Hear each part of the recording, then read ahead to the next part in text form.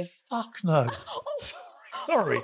We are uncensored, but oh my God, the idea there's any comparison between Diana, who was the biggest star in the world. The story kicks off exactly the way every Meghan-adjacent media earthquake begins. Quiet at first, a whisper here, a rumour there, a little tremor on social media. But then, boom, a Morgan-sized bomb drops onto the internet, and suddenly the world is ablaze again. Everyone is talking, posting, speculating, and sharing at a pace that makes it impossible to catch up. This time, the blast radius is enormous. Piers didn't just speak, he dropped a hidden interview, one never aired, never referenced, never leaked until now. And this lost footage, it doesn't just shade Meghan Markle, it ignites a wildfire so intense it's lighting up every corner of the web, from Twitter to TikTok to late-night commentary shows. Here's the insane part. The moment the clip surfaced, Meghan reportedly went ballistic. One insider described it not as frustration, not as annoyance, but as a literal detonation. She didn't just react, she erupted. So let's rewind.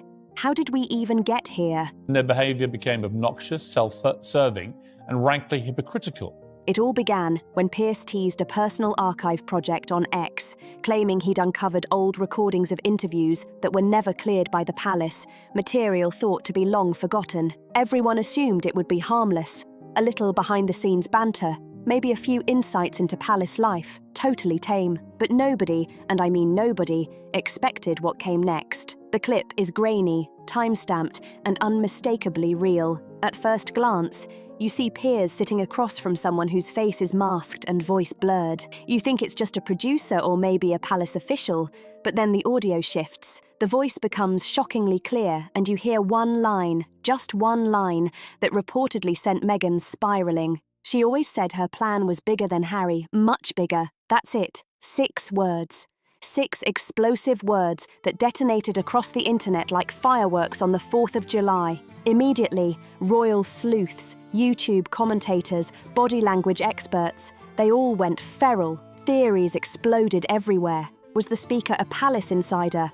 A former staffer? Someone who worked with Meghan in the early days? And then Piers Morgan drops the ultimate kicker. This was part of an interview we were never allowed to air. That revelation escalated the scandal from a minor tiff to a full-blown Category 5 media hurricane in minutes. Hashtags erupted, hashtag MEIT 2.0, hashtag Piers versus Meghan, hashtag bigger than Harry, trending on every platform. Social media feeds were overheating. People began dissecting the audio like forensic scientists. Some enhanced it, some slowed it down, some claimed they recognized the voice's cadence. Others insisted it could only be one of 3 people, none of whom Meghan wanted anywhere near a microphone by lunch. Memes exploded by mid-afternoon. Reaction videos hit the evening news. But behind the scenes? Even crazier, sources inside Meghan's camp reported a full meltdown. Not just annoyed, not just frustrated, volcanic. The kind of eruption that makes people in Hollywood gossip columns sweat. You can understand why.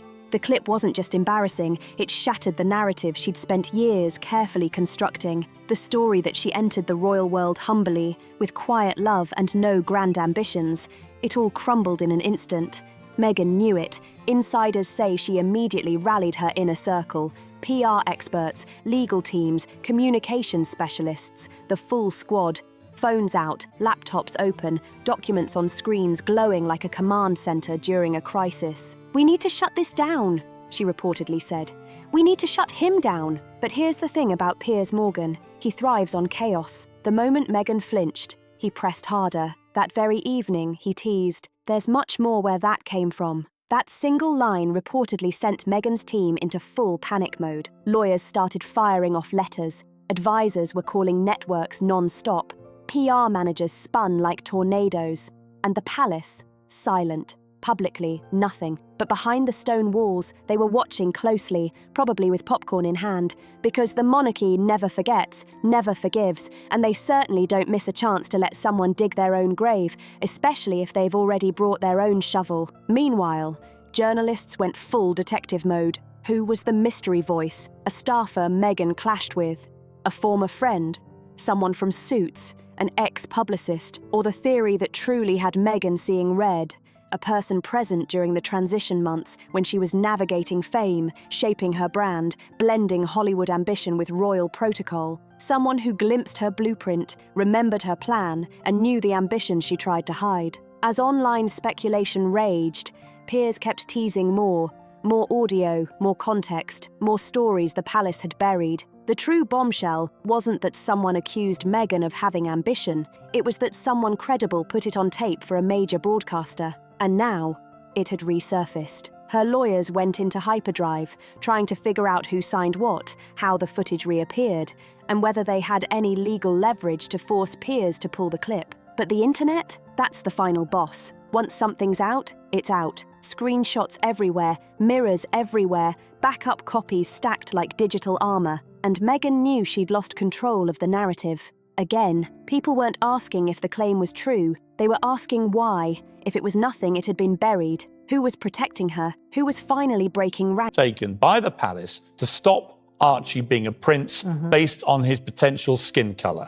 And the question that stung the most, did Meghan always plan to outgrow Harry? Those whispers, those insinuations, cut deeper than the footage itself. Even Harry's expression at a recent appearance became meme fodder, with people saying he looked hollow, deflated, like he'd disappeared inside himself. It didn't matter if it was true. It only mattered that it looked true. And in media, perception is the sharpest weapon, far deadlier than facts. Meanwhile, Piers Morgan milked the chaos like a man hosting the Super Bowl of grudges. He went on air smirking, sipping tea, dropping coy, perfectly timed comments. "You think that was the only recording?" he teased. "You think she told everyone the whole truth?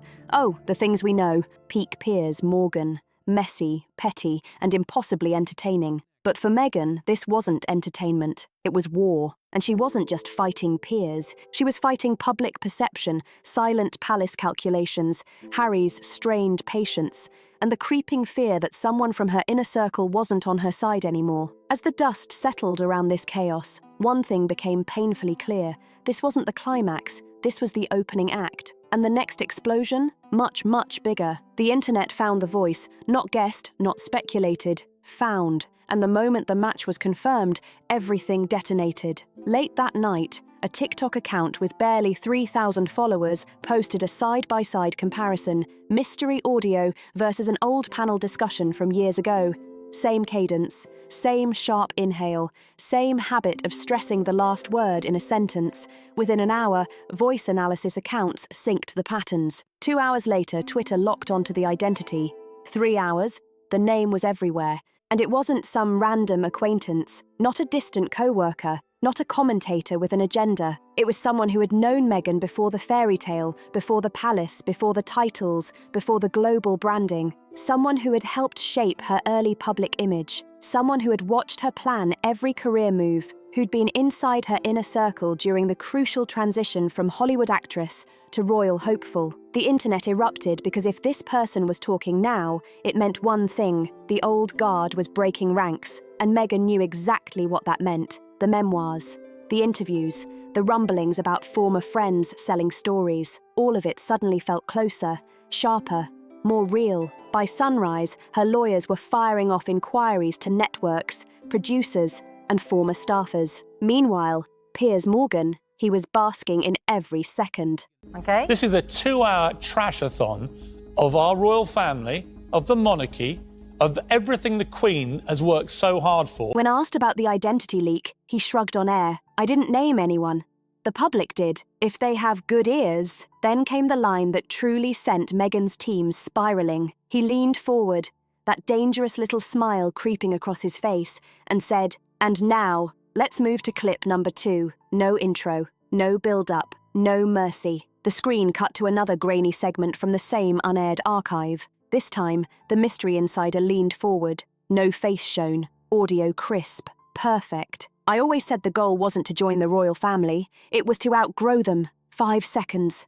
That's all it took. Chaos erupted behind Piers Morgan's set. Staff gasped, phones buzzed, social media detonated. Meghan's team didn't gasp. They went full lockdown, full triage. Search engines monitored, old acquaintances checked, crisis lawyers reportedly on calls until 3 a.m, and the part that truly terrified them, the palace remained silent. Not a word, no leaks, no subtle nudges from sympathetic reporters, nothing. That silence was deafening, because when the palace usually wants to distance itself, they guide quietly, drop hints, float calm signals. Not this time. Nothing, which meant either they weren't stepping in to protect anyone, or worse, they knew what else was on those tapes. If this insider had given 2 explosive clips, maybe there were 20 more, and the palace knew how to time it perfectly. The media frenzy spread like wildfire. Morning shows debated the fallout. Even networks usually friendly to Meghan edged away, choosing words carefully, sensing which way the wind was blowing. Commentators dissected the phrase, outgrow them, ambition, resentment, strategy, a blueprint. Meanwhile, journalists dug into the insider's relationship with Meghan, hunting for any hint of bitterness, financial trouble, or fallout. This wasn't just about what was said, it was about why it was said now. And then, suddenly, Trevor Engelson, the ex-husband whose silence had always been pristine, popped back into search trends, not because he said anything, but because online sleuths noticed a change. He turned off Instagram comments the moment the Piers Morgan clip hit, then he vanished offline. That move, small but loaded, pushed Meghan further into panic mode. She knows exactly what Trevor could reveal if he wanted to. She knows exactly what he saw in the early days, and she knows exactly how badly the public wants to hear it. Her team reached out to him. Multiple sources confirmed it wasn't a casual, hope you're okay call. This was business, damage control, containment urgency. If one insider had flipped, who else might? And Piers Morgan, smelling the panic, was circling like a shark, ready to strike where the scent was strongest. His next broadcast delivered the most chilling tease yet. But here's the kicker. We haven't even reached the real heart of the interview. The internet froze. If what we've already seen was just the warm-up, what on earth is hiding in the rest of that footage? Meghan's PR operation was in full meltdown mode, frantic messaging, rapid-fire rebuttals, angry corrections to headlines. Even loyal outlets hesitated. No one wants to defend someone when they don't know what bombshell is about to drop next. By noon the next day, a reporter outside Meghan's Montecito estate described the scene: security pacing, cars rolling in and out, lawyers arriving in a steady stream, lights blazing in every window. Inside, a crisis meeting raged, with one question echoing over every whispered conversation. How do you fight a ghost from the past when the world is practically rooting for them to talk? The clip wasn't just damaging, it was destabilizing. Because if Meghan's old insider was right, if she really did plan to outgrow the monarchy, then her entire narrative, victimhood, innocence, confusion, naivety, was beginning to crack. And everyone knew it. Piers knew it. Oh, he absolutely knew it. Which is why, just before going off air again, Piers Morgan dropped a line that sent literal chills through the entire royal reporting world. This story, far from over. And the drama isn't slowing down anytime soon, so don't miss a second. Hit that like button, subscribe, share this video, and drop a comment below. Let us know what you think is coming next, because trust me, you're not ready for what's coming in the next clip.